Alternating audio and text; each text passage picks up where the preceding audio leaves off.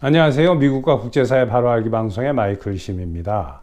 지난번에 이란이 이스라엘을 수백 발의 미사일과 드론으로 공격한 영상을 올린 이후에 여러분들이 댓글을 달아주고 계시는데, 그 중에서 상황을 올바로 판단하시는 분들이 상당히 많고 대부분이지만, 또 그 중에는 이런 댓글을 달아오신 분들이 있습니다.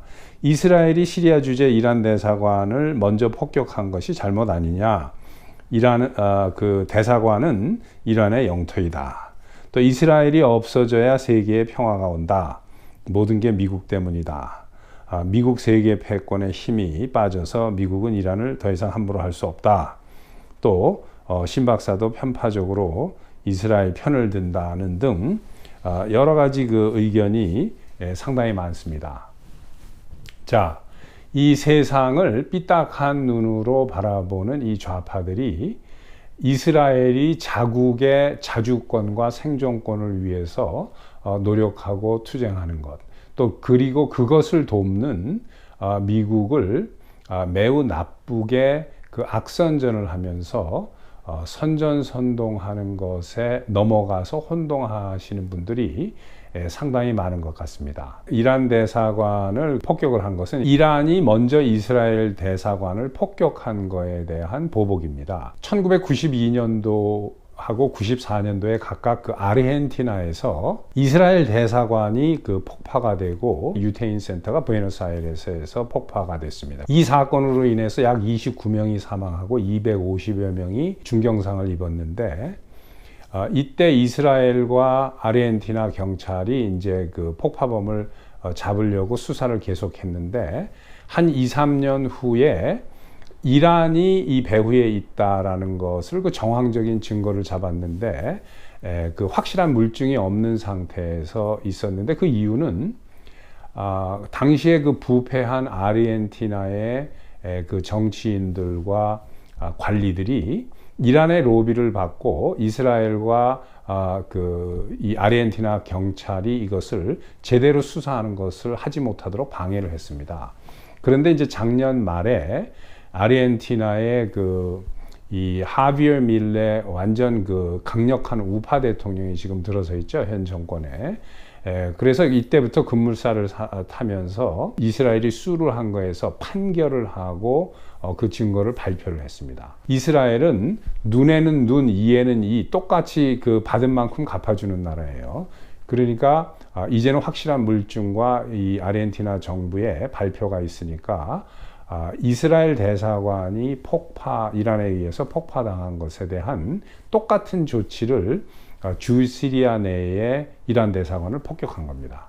그리고 말씀드린 대로 여기는 이스라엘을 그 패망의 길로 몰아가자라고 해서 계속해서 테러를 하고 있는 하마스와 헤즈볼라와 또 예멘의 그 후티 반군을 금전적으로 그 군수 물자와 이런 것을 지원하고 작전을 통제하고 컨트롤하는 완전 그 현지의 지휘센터입니다. 테러. 그러니까 여기 폭발한 겁니다. 그래서 이것은 그 모든 그 외교적으로도 합당한 것이고 국제법상으로도 이것은 그 정당화될 수 있는 그러한 폭격입니다. 이런 걸 우리가 바로 알아야 되겠습니다. 역사라든가 그 사실 이런 것들을 올바로 알고 있어야지만 국제 무대에서 우리가 대접을 받으면서 활동을 할 수 있는 것입니다. 그런데 왜곡된 사실을 가지고 이 주장을 한다거나 이렇게 하면 국제 무대에서 인정받을 수 없죠. 아주 간단한 예를 들면은 고종이 그 자기 자신과 자식들에게 그 안위와 그 일본 황실의 자귀, 그리고 그 엄청나게 큰 연봉을 주면 나라를 넘기겠다 해가지고 그렇게 해서 조건을 받고 팔아먹었고, 일본은 원자폭탄을 맞은 다음에도 그 월급을 꼬박꼬박 줬죠. 그런데 이것을 고종이 팔아먹은 나라를 이완용이 팔아먹었다라고 한국의 대부분의 국민들이 그렇게 잘못 알고 있습니다. 이것은 전 세계 한국을 연구하는 그 학자라면은 누구나 다 알고 있는 사실인데, 유독 한국 국민만 이렇게 웃지 못할 그런 그 왜곡해서 고정 측에서 퍼뜨린 말이나 이런 것들을 그렇게 잘못 알고 있는 거죠. 그래서 우리가 이러한 모든 것을 올바로 알고 국제사회에서 활동을 해야만 앞으로 한국은 진정한 그 선진국으로 갈 수 있지 않느냐 하는 마음에서 제가 이런 말씀을 드립니다. 같은 맥락에서 이 팔레스타인의 하마스 테러 집단은 자국민인 그 팔레스타인 사람들을, 양민들을, 죄 없는 양민들이죠. 이 사람들을 볼모로 잡고 그 약자 코스플레이, 피해자 코스플레이를 하면서 이스라엘을 완전히 그 악마화하고 이스라엘을 돕는 미국을 악마화하는 이러한 선전선동을 벌이고 있는데, 이것이 국제관계를 잘 모른다거나 하는 일반 사람들, 특히 많은 젊은이들, 감성적인 젊은이들한테 이게 먹혀서 심지어는 미국의 많은 젊은이들도 그 친팔레스타인 그리고 반이스라엘 이런 운동을 하는 젊은 학생들이 늘어나고 있죠. 또 어떤 분들은 이제는 미국이 힘이 다 빠져가지고 이란을 칠 수 없다, 뭐 이렇게 말씀하시는 분들도 계시는데, 그 전 세계 미국을 제외한 군사적 2위 강국부터 중국이나 또 뭐 일본 이렇게 해서 전 세계의 10개 탑 10이나 탑 20 국가의 국방력을 다 합쳐도 미국 한 나라를 따라오지 못하는 그런 시기가 있었습니다. 그게 지금부터 30년 전인데, 물론 그때와 비교하면 지금의 미국의 군사력은 비교적으로 약화되어 있습니다. 하지만 그래도 미국은 전 세계의 유일한 슈퍼파워입니다, 아직. 그리고 러시아와 중공의 국력이 신장을 했다고 해도 군사적으로 러시아와 중공은 유럽과 아시아에서 각각 그 지역적인 슈퍼파워입니다. 이 사람들이 러시아와 중국이 연계를 해서 합친다고 해도 미국 하나를 그 견줄 수 없는 그러한 상태입니다. 우리가 중공을 너무나도 과대평가하는 경향이 있습니다. 특히 한국 사람들이. 그런데 그렇진 않습니다. 그 중공은 가지고 있는 미사일이라든가 군사체제라든가 이런 것들이 너무나도 허술하고, 이란도 마찬가지인 게 이번에 300 몇십 발, 정확하게 몇 발을 쐈는지 모릅니다. 300발 이상 뭐 이렇게 하는데, 그 드론을 제외한 미사일이 한 150개 정도가 온 것을 격추를 시켰는데, 이게 쏜 미사일 중에 자국 내에서 불발로 그냥 떨어진 것들이 엄청나게 많습니다. 근데 몇 퍼센트 됐는지 모르죠. 추정을 하기로는 미국 방부에서 약 한 30% 정도는 불발로 그냥 쏘자마자 그냥 땅으로 떨어졌다, 이렇게 보고 있는 보고들이 지금 나오고 있습니다.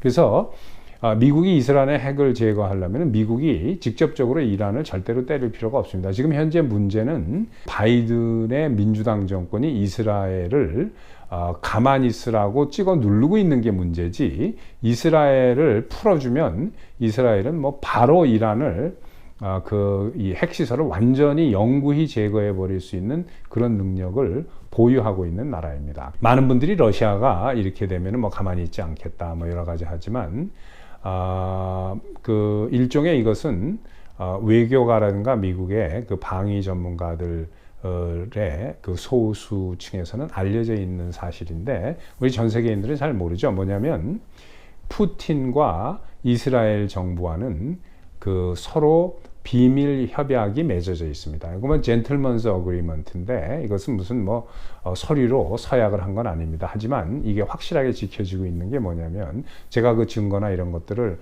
여태까지 쭉 봐왔습니다. 중동에서 이스라엘이 자국의 국가의 운명, 국가의 안보와 직결된 문제에 있어서 이스라엘이 어떤 군사적인 행동을 취하는 것은 러시아가 묵인하는 것으로 이렇게 양자의 그 신사협정 같은 게 맺어져 있습니다. 이스라엘과 그 푸틴 간에. 그래서 이스라엘이 이란의 핵시설을 폭발을 한다거나 이렇게 했을 때 러시아가 그것을 이란 편에 서서 나올 수 있는 거, 뭐 겉으로 쇼는 하겠죠. 하지만 진정으로 그 군사력을 뭐 사용한다거나 그러지 않습니다. 그런 것을 미국이 너무나도 잘 알고 있으니까 이런 것은 문제가 될 게 없어요. 그리고 중공이라는 나라는 그만큼 국력이 되는 나라가 아니고, 그런데 다시 말씀드리지만 문제는 자국의 우방한테만 그 가만히 있으라고 자중하라고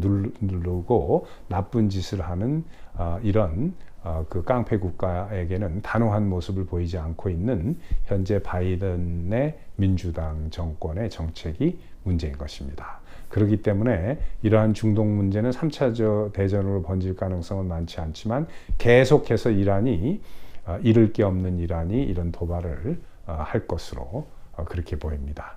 자, 여러분 감사합니다. 또 뵙겠습니다.